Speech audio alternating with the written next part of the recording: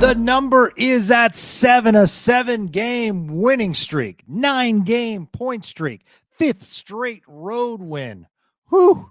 Heart beating fast tonight. Hockey night in Canada. The Dallas Stars are featured, and they come up big in overtime. Hey, everybody, it's Gavin Spittle of 105.3 The Fan. What a road trip these Stars are having. What a point streak they are on. It's great to be with you on a Saturday night. We got back-to-back podcasts because we'll be on tomorrow after Ottawa, but wanted to pop on for a couple of minutes and talk about tonight's thrilling victory against the Canadiens. And before we go any further, that is, my friends, a Saturday Night Frosty. We are featuring the deliciousness of Stella Artois tonight, a hard cider. My mom tells me an apple a day keeps everything away. So technically, I believe there's an apple in there. So I'm just going to say this is healthy tonight. Big shout out to my favorite cider, Stella. All right. So tonight featured up and down. Tonight featured great goaltending. Tonight featured big hits by Montreal. Boy, can they hit. Their physical. In fact, when you look at the next three, Montreal, Ottawa, and Toronto, what are they known for? Hits. So it's Stars are going to be a little bit bumped and bruised when they head home to Dallas. But I said before the game, if the Stars in the next three could get 3 points, I'd be satisfied with that. Of course, I want 6 points, but let's not get greedy, folks. But getting 2 tonight in Montreal was absolutely key, especially when you think about Montreal, which has been on an absolute heater. And yes, they were coming off a back-to-back, but guess what they did? They went into Washington, one of the surprise and best teams in the league, and beat them in overtime. So 2 straight overtime games. So Montreal, when you think about it, back-to-back against Washington and Dallas, and they take 3 out of 4 points. If I'm a Canadiens fan, I'm pretty happy with that. And they didn't play bad tonight. Both teams were really, really good. And all the scoring was in the second period. Let's talk about it. So Montreal went on a 5-on-3 power play, and it started with Matt Dumba, a cross-check on Brendan Gallagher. I know some of you think the penalties were a little bit on the soft side, but I'm just telling you, I love watching this great game. Brendan Gallagher is not one of those guys that falls down easily. So cross-checking on Matt Dumba, and Matt Dumba is spending some quality time in the penalty box. Can we just stop for a second and ask ourselves, yes, 7-game winning streak. Yes, 9-game point streak. They're on a roll. But isn't this team still better with Lian Bischel? Like, I want Matt Dumba to do well. And I was excited when Matt Dumba, coming off the IR, played really well in 2 straight games, but I just feel as though he's taking too many penalties, got beat one time to the outside. It's just not happening. I mean, in a perfect situation, you could trade him away, but you have this year and next year as far as a contract. You could pick up some of the money with some of that LTI money if you wanted to.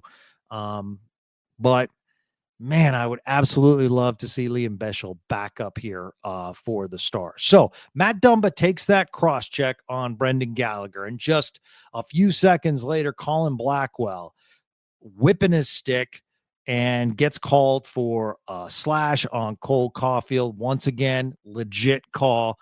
I know that, some may say as soon as Blackwell hit the stick, Caulfield dropped it. Well, I mean, maybe that's the case, but it's still a slash, and it's not necessarily necessary. Both penalties were unnecessary. So the Canadiens and their high-powered offense go on a 5-on-3, and they score immediately, and it's 1-0.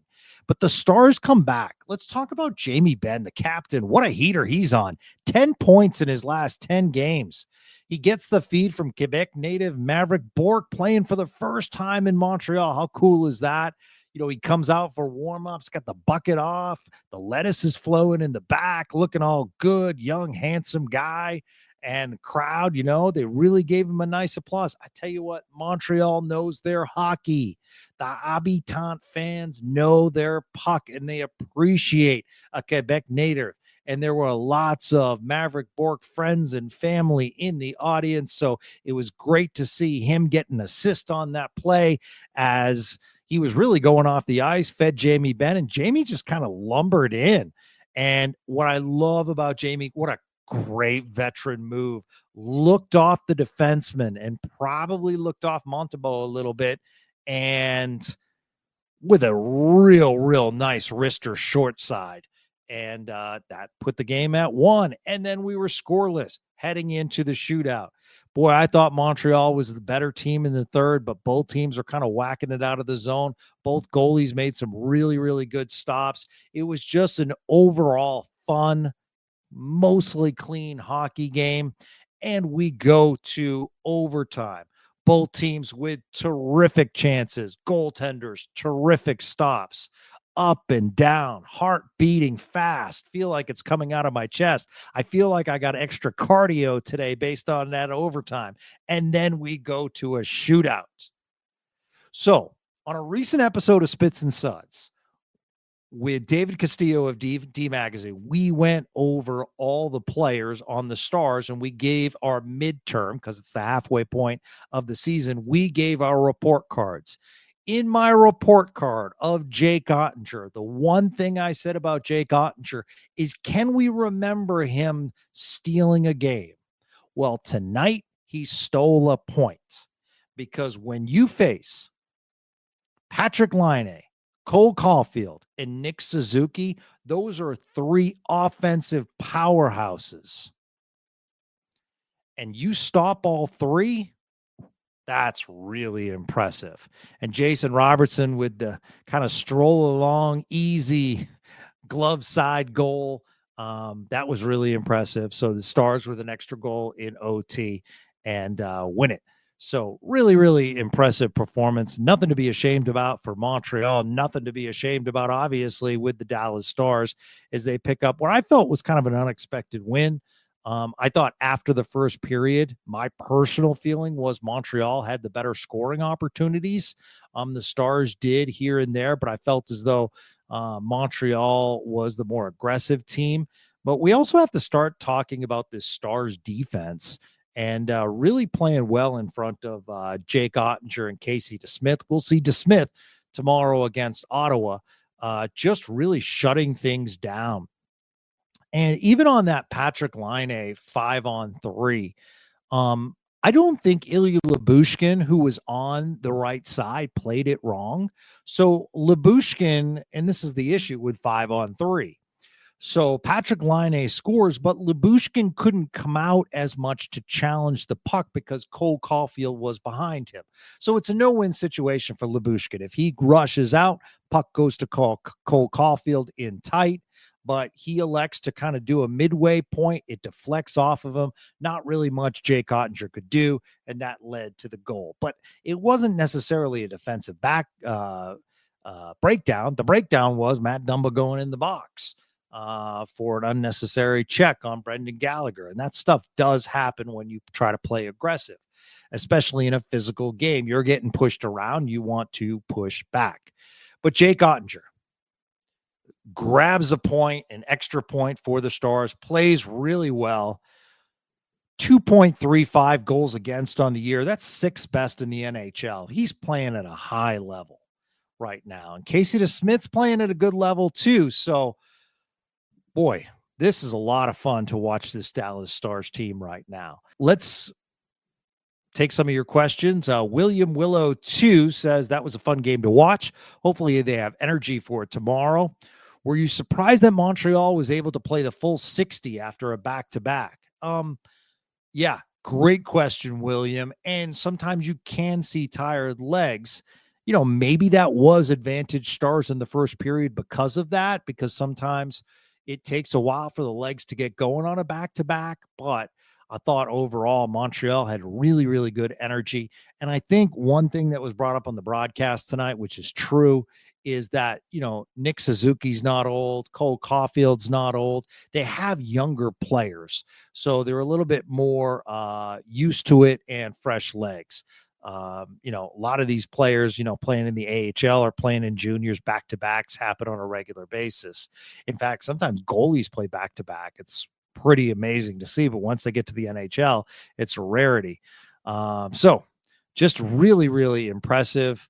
Tim IndyCar Ham says, heading to a shootout at the Bell Center in Montreal. Not sure about y'all, but I'd rather see a 10-minute 3-on-3 before we go to a shootout. Thoughts? So our awesome producer, Gregory Finley, and I were talking about this before we went on the air. Would we love to see it? Absolutely, we would. But you're going to have a hard time getting it through the NHLPA. Because when you look at what happens on 3-on-3, basically you're running the equivalent of 6 to 7 players. And, you're not running your whole team. So you don't see a lot of the regulars that you see throughout the game. Like, for instance, you didn't see Blackwell. You didn't see Sam Steele. You didn't see Oscar Beck. You really didn't see Dodonov. So, there are combos that play, and then there are combos that stay on the bench.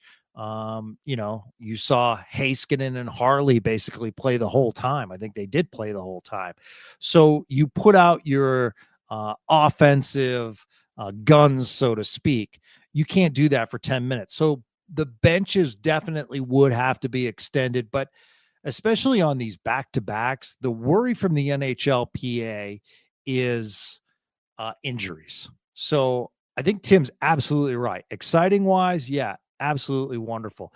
But I don't think you'd see the up and down hockey that we see with a 5-minute 3-on-3. I think you'd see a lot more controlling of the puck, which we've already seen a trend happening where it's all about puck possession.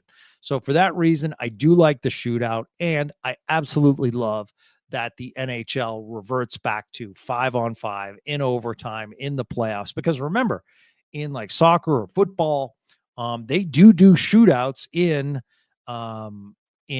important games to decide. Like the World Cup is decided via a lot of times by shootouts, and it's exciting. But, in those cases, I'd love to see them play on until someone scores. So, yeah, really interesting, though, to talk about.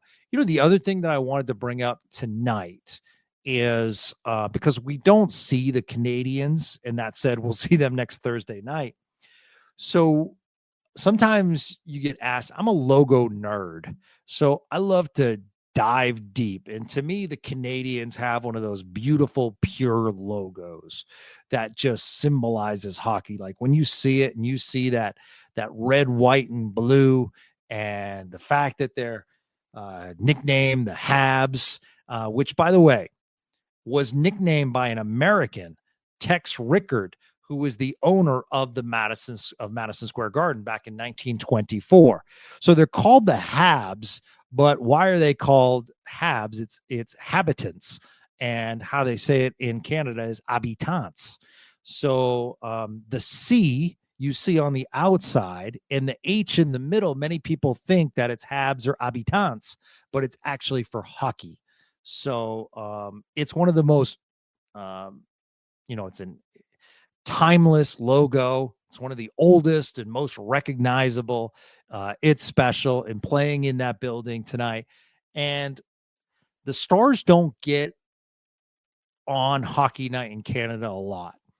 And that's what made tonight so special. And if you're a Canadian, which most of the team is, you grew up watching Hockey Night in Canada. Like when I get through with this podcast, I will, and you can get it through your local provider. You can get Hockey Night in Canada. And one of the reasons I get it is because their analysis is so good. But for us Americans, it's the equivalent of NFL Sunday. So I'll take it to another level. Like your team because it's always featured that the Canadian teams are going to be on Hockey Night in Canada. Like you'll never see like Pittsburgh, New York on Hockey Night in Canada. So you'll see Winnipeg, you'll see Ottawa, and a lot of times one of the Canadian teams plays earlier in the day. But you'll see all the Canadian teams featured, and they talk about them and they go around the league and they give great analysis. But really, it is like Sunday night football, so to speak. It's a huge night in Canada. So these guys grew up watching Hockey Night in Canada. And if you ever want to go down a deep dive, it's one of the coolest traditions in sports, like the Indy 500 has drinking the milk afterwards. And that's really, really cool. And I love traditions in sports. And one of the traditions that we don't really talk about down here in America is the Hockey Night in Canada towel. So it's a towel given to each player, and the players basically wear it around their neck when they're being interviewed in between periods or after the game. And the Hockey Night in Canada logo is prominently featured. It's a white towel. And those towels go in trophy cases because that's a massive deal, getting one of those Hockey Night in Canada towels. And that means that you were featured in one way or another. So there's just a lot of history. So if you get a chance, I mean, hell, Spits and Suds listeners, just come over to my house one Saturday night. We'll sit down, we'll pop some Frosties, and we'll watch Hockey Night in Canada. It's just a terrific take. And they do something that I wish we did here in America, and it's called After Hours. And basically, After Hours is they sit down with a player and they talk to the player, and they talk about, as a child, and they show pictures and they show their teammates throughout the years, and they do a super hyper deep dive. In fact, when you hear me with Spits and Suds one-timers interviewing former players, I really try to replicate that feel as far as audio, where I love going back and finding out about these players and talking about the childhood. And players were real excited to be on After Hours. And they talk about the team today. They talk about their teammates. They share some laughs. It's just a really pure, good program. I can't really think of the equivalent here in the United States, but they take a good 20 minutes and you really get to know the player that you don't necessarily know when they're on the ice. So that's a little background on the Canadiens, Hockey Night in Canada. For those of you that don't know, the Canadiens logo and how special it is to play up in Montreal. So big win for the Stars tonight by the score of 2-1. Massive night for Jake Oettinger, captain, keeping it going. And we will talk to you tomorrow right after the game, hopefully with another 2 points. That means we play a Kachuk tomorrow. Gotta hate playing those Kachucks. They are good. Ottawa is on a heater as well. So we'll see them tomorrow, and we will talk to you tomorrow right here on Spits and Suds. Big win. Have a great day, everyone. Welcome into another post-game edition of Spits and Suds. I'm Gavin Spittle of 105.3 The Fan. Thank you so much for listening and supporting Spits and Suds. Unfortunately, the Ottawa Senators, they have the Stars number. The Sens score 3 straight. The Stars winning streak ends at 7. The road winning streak ends at 5, but it had to end sometime. And I guess if you were predicting when it would end, that would be in Ottawa, where the Stars haven't won since 2017. So big win last night in Montreal. Have to go to Ottawa. Came out early. Jason Robertson with a nice goal to open things, but then Ottawa came storming back in the second period. Kind of a tale of different periods. As the first period, the first half of the first period, the Stars really dominated. Looked good. Ottawa was trying to come out and hit. Stars doing a really nice job as far as maneuverability. And that's the thing when teams come out to hit against you. If you're able to maneuver around the check, that creates breakouts. That's something that was happening with the Stars, and they looked really good. But then the Sens came out flying in the second and the third, at the beginning of the second and the beginning of the third, and that's where they took advantage. There was one play that we need to highlight where the Stars look like, with just under 8 minutes left, they went on the power play. and the opportunity to tie the game. And at first glance, they did tie the game on a power play. And how exciting is that if you tie the game on a big moment in a place that you usually struggle with, something that you struggle the most with on the team, and that is the power play. But just a real nice job as far as cycling the puck, and then caught it right in tight, and Rope Hintz scores, and it's supposedly 2-2. But the Ottawa review coaches thought differently, challenged it. It was later found out that the Stars were offsides entering the zone. Many of us saw the camera angles that featured Wyatt Johnston, and it was very close whether or not he was going to be offsides. That's still a question mark, but the one that was is the one that scored the goal. Rope Hintz clearly was just offsides. Looking back, I'm sure when he looks at the film, he probably is saying, I should have dragged my foot. But at the same time, Stars have to go back on the power play. And unfortunately, they could not cash in. And they do get one late on the power play with Evgeny Dodonov, who continues his great play, put a little bit of pressure on Meriläinen, but cannot score to tie the game, fall short. Remember, I said in the following 3 games, Montreal, Ottawa, and Toronto, if the Stars could get 3 points, I would be very satisfied. 2 in Montreal would have been nice to get a point here, but it would be great to get a point or 2 in Toronto, but that's going to be so tough as they've been very good in the Eastern Conference. And once again, for the 3rd straight time, the Stars face a very physical team. We got to once again talk about Matt Dumba. And last year, we continued to talk about Nils Lundkvist game after game, and they're protecting him. Well, if you look at Matt Dumba, under 13 minutes tonight, coming off a back-to-back. So the minutes are way down for Dumba. They're putting him in, in limited opportunities as compared to the rest of the Stars skaters. So that is something to look at. Also, another penalty. That's 29 minutes of penalties in just 25 games. So not scoring, not playing great defense, and taking a lot of penalties. I'm telling you guys, it just adds up to there should be a call-up of Lian Bischel and figure out the salary. If you have to dump him along with a pick, do it.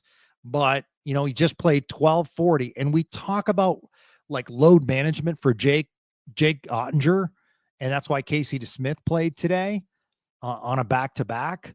But, look at this load management for Miro and Thomas Harley, because you're playing Dumba only 1240 and you're only playing Nils Lundkvist 1439.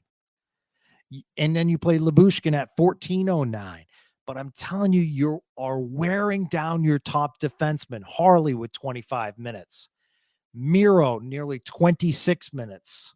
And Esa Lindell with 19 minutes. This game in the second period was won in the face-off circle. Ottawa dominated in the second period on face-offs. Clearly won the face-off battle in the game, 58.2% to 41.8%. You look at the hits, that's to be expected. 24 for Ottawa, only 9 for the Dallas. Penalties were basically even.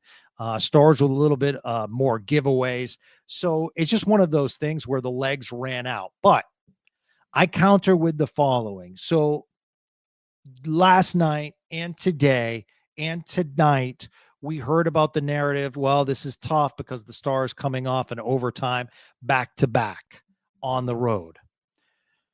Well, you need to know that Ottawa also played on the road yesterday, and they shut out the Pittsburgh Penguins. And you also need to know that the goalie that shut out the Pittsburgh Penguins played the Dallas Stars and played really well. So the rare goalie playing a back-to-back, and the Stars could not take advantage of that with Meriläinen. Just a really good young Finnish goalie that we should all keep our eye on. And Ottawa, just like the Stars, is playing or played in their 3rd game in 4 nights. So I understand the tired leg aspect. But we also need to talk about the other team. And I don't think we were talking about Ottawa's tired legs specifically in the second and third period. So I just wanted to point that out. Legs happen, energy gets run down. But it's not like the Ottawa Senators were waiting for Dallas to come in, coming off 3 days rest. They actually had to travel further back to Ottawa than the Stars did. Montreal's a lot closer. So it's just one of those things. Ottawa is a tough place to play. The Stars haven't won there since 2017.